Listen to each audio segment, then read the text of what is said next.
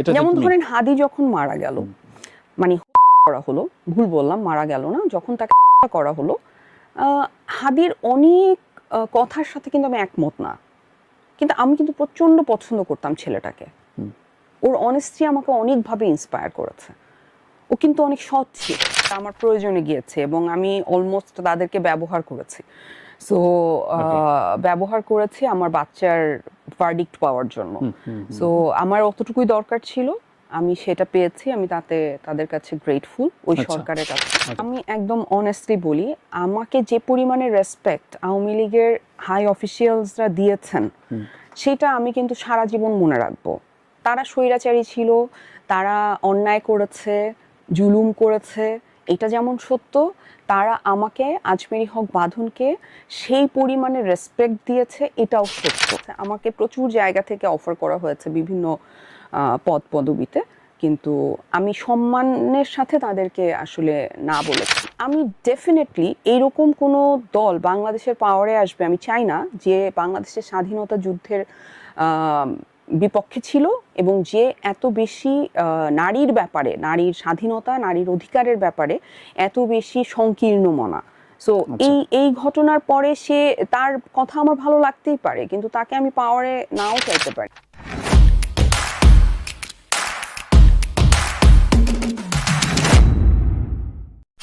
কিন্তু ধরো আমরা দেখেছি, তুমি যদিও এটার ব্যাখ্যা দিয়েছো এর আগে আমার একটা শোতে, যে আওয়ামী লীগের হয়ে তুমি ক্যাম্পেইন করেছো।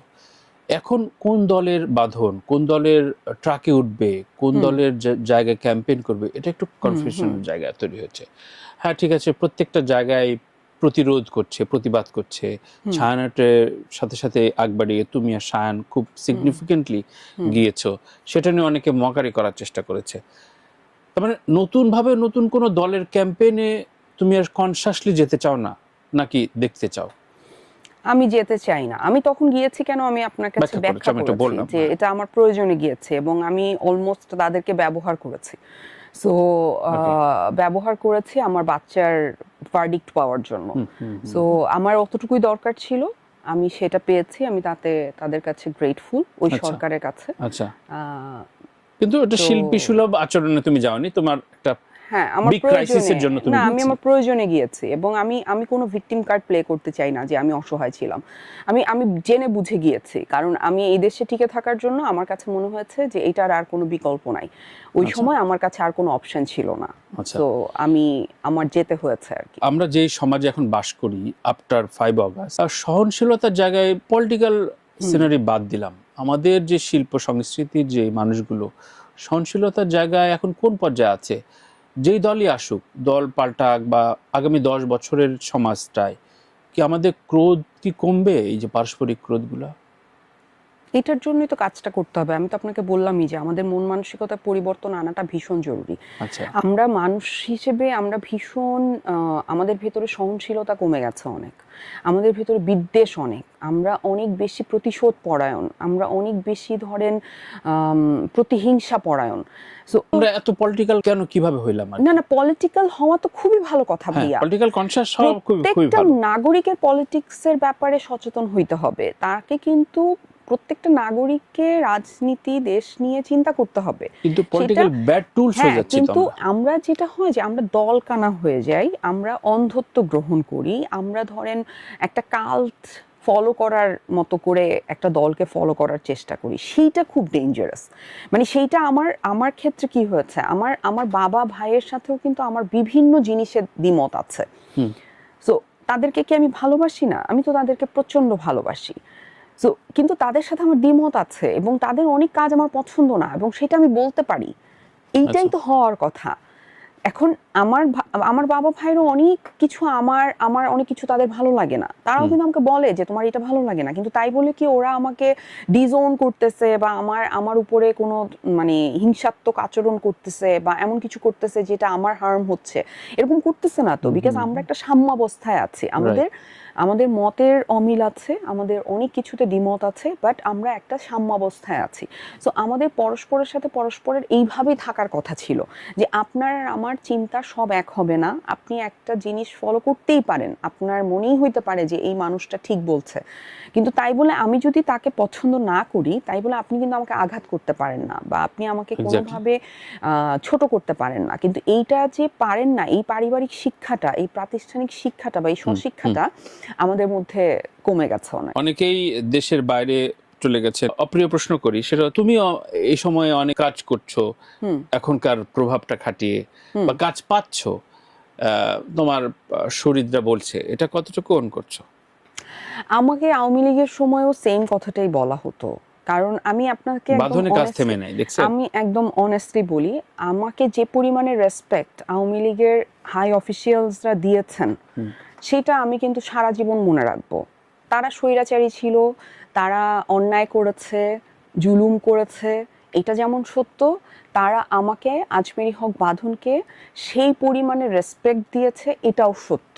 এবং এইটাই ওদের জন্য সবচাইতে বড় সমস্যা ছিল। বিকজ যেটা হতো যে ধরেন অনেকে অনেক কিছু করছে, জীবন দিয়ে দিচ্ছে, হ্যাঁ, নানান রকমের অ্যাক্টিভিটি করছে, নানান রকমের সংগঠন করছে, তাদেরকে এটা বোঝানোর চেষ্টা করছে যে আমরা তোমার জন্য কাজ করছি বা তোমাদের জন্য আমি কাজ করছি, কিন্তু আলটিমেটলি গিয়ে যখন মানে কোনো পদের কথা আসছে বা কোনো একটা ভালো পজিশনের কথা আসছে, তখন বাঁধনের কথা আসছে, তখন আজমেরী হক বাঁধনের নামটা আসছে। তো এটা তখন থেকেই কিন্তু তাদের একটা যন্ত্রণার কারণ ছিল। এটা ছিল। তো তারপরে ধরেন জুলাইয়ের অভ্যুত্থান হলো, অভ্যুত্থানের পরে অভ্যুত্থানের যারা ছিল সাথে, অভ্যুত্থানে তারা আমাকে আপন করে নিল। এটাও তাদের মনে হচ্ছে যে আচ্ছা, আওয়ামী লীগও ওকে আপন করে নিল, আবার এখানে ও এই জুলাইয়ের অভ্যুত্থানের এরাও আপন করে নিল। এখন পরবর্তী যে সরকার আসবে, সেই সরকারও যদি আমাকে আপন করে নেয়, তখন তাদের মনে হবে যে ও আচ্ছা, এই মেয়েকে তো সবাই, ও সব জায়গায় আছে, হ্যাঁ। এবং আমাকে আরেকটা, হ্যাঁ, সুবিধাবাদী, ও আচ্ছা, হ্যাঁ, সুবিধাবাদী। সো আমার কাছে মনে হয় যে আমি কতটুকু সুবিধা নিয়েছি সেটা মানুষ বের করতে পারে। আমি আমার যে সুবিধা আমি নিয়েছি, আমি যেই কাজে ব্যবহার করেছি, ওই 2018-র যে সরকার ছিল তাদেরকে, সেটা আমি বলেছি।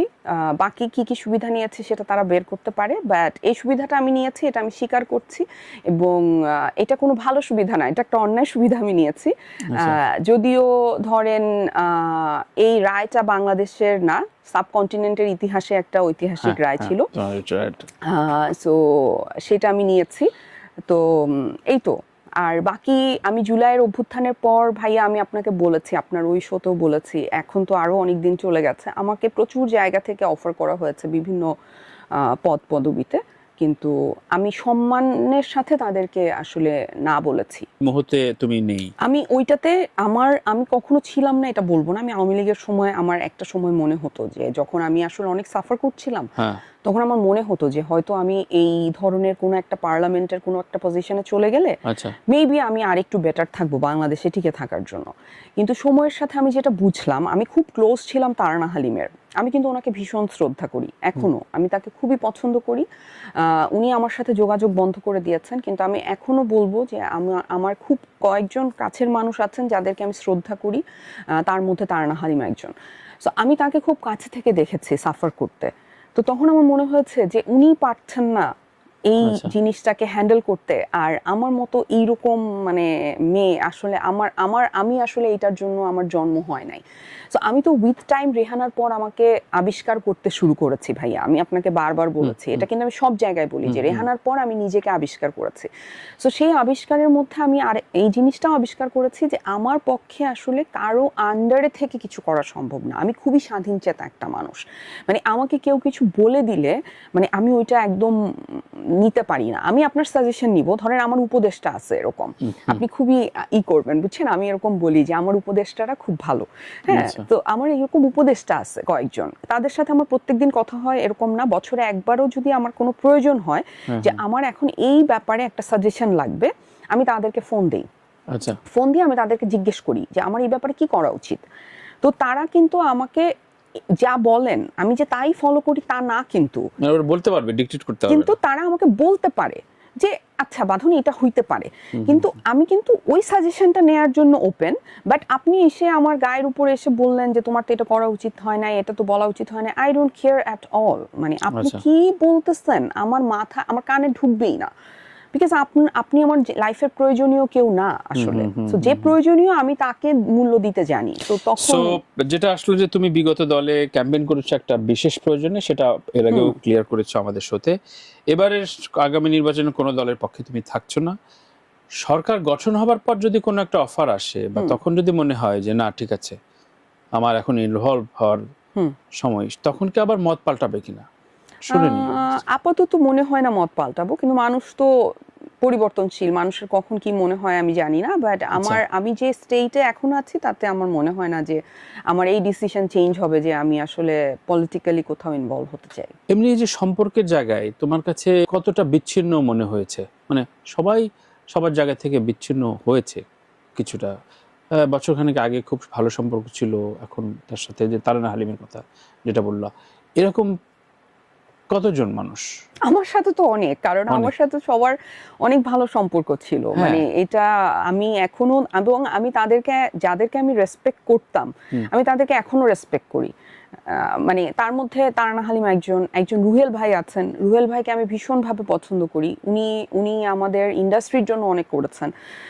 সো মানে আমি মনে করি যে ওনার অবদান আমরা ভুলতে পারবো না, এবং আমার সিনেমা রেহানার সময় উনি অনেক সাপোর্ট করেছেন, এটা তো আমি কখনো ভুলবো না। শিল্পী সত্তা আসলে রাজনীতিতে বিভাজিত হয়ে যায়, আর কোনো কিছুতে না। না না, সবকিছুতে ভাই। মানে প্রবলেম তো আপনি তো বুঝতেছেন না, রাজনীতি তো আপনি উপর দিয়ে দেখতেছেন, ভিতরে তো কাজ আছে, সোশ্যাল স্ট্যাটাস আছে। আপনি সোশ্যাল স্ট্যাটাসও চিন্তা করেন না। আজকে বাঁধনের যে পজিশন, সেই পজিশনটা অন্য কারো নাই বলেই তো তাদের এই প্রবলেমটা হচ্ছে। আপনি কমপ্লেক্সে ভুগছে।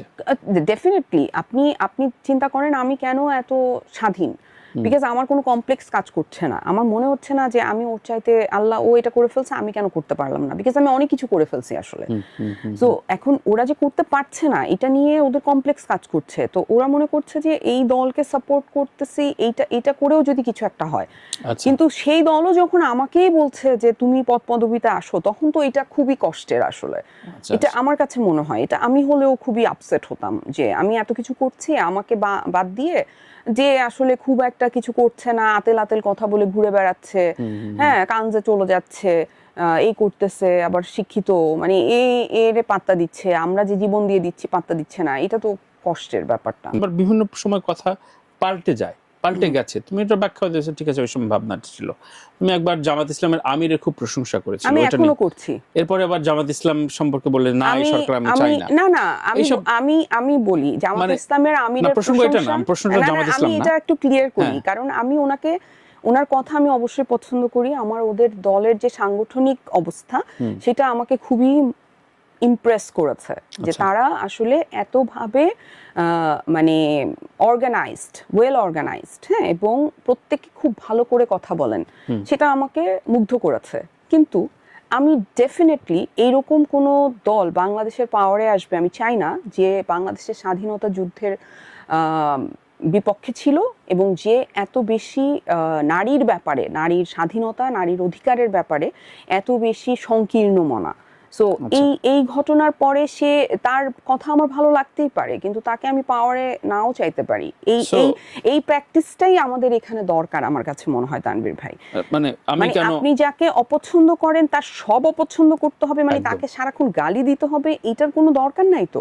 আপনার তার অনেক কিছু ভালোও লাগতে পারে, কিন্তু আপনি কি চান না এটা স্পষ্ট হওয়াটা জরুরি আমার মনে হয়। রাইট, মানে সোসাইটিতে বিলং করছি, কিন্তু কোন একটা রাজনৈতিক দলের নেতা মারা গেল, তাকে আমি শ্রদ্ধা জানাতে পারবো না, আমি অন্য দলকে পছন্দ করি বলে, এই যে একটা মানে একটা ডিলেমা।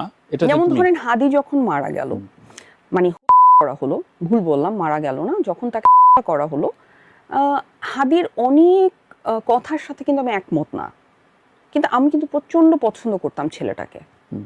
ওর অনেস্টি আমাকে অনেকভাবে ইন্সপায়ার করেছে। ও কিন্তু অনেক সৎ ছিল।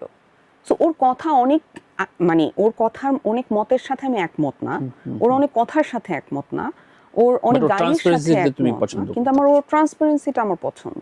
তো আমি কেন এটা বলবো না? আমি কেন একটা বাংলাদেশের নাগরিক যে দিনে দুপুরে গুলিবিদ্ধ হয়ে মানে মারা গেল, আমি কেন তার জন্য প্রতিবাদ করতে পারবো না? আমার কেন তার সব কথার সাথে অ্যাগ্রি করতে হবে এই প্রতিবাদটা করার জন্য? এটার জন্য তো আমার তার সব কথার সাথে অ্যাগ্রি করার দরকার নাই, বা প্রতিবাদের জন্য দলেও কোনো ব্র্যাকেট বন্দিও না দরকার নাই।